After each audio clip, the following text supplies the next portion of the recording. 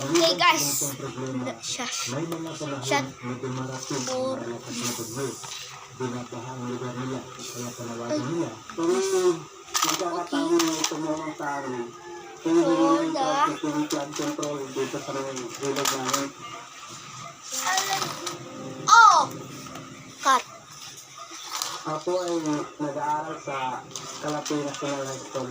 Grade 12 po ako ngayon sa Colombia. Kung ipagpatuloy yun, Gipot ka dami. electrical engineering dahil gusto ko pong maging electrical engineer pagdating ng panahon.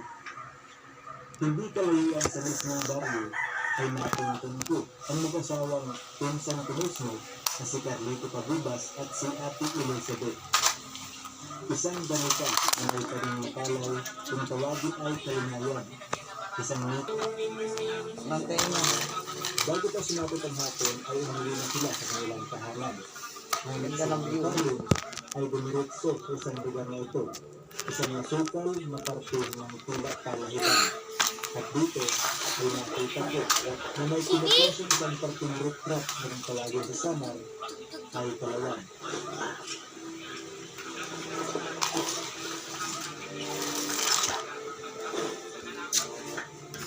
Isang klaseng pagkain ordinaryo.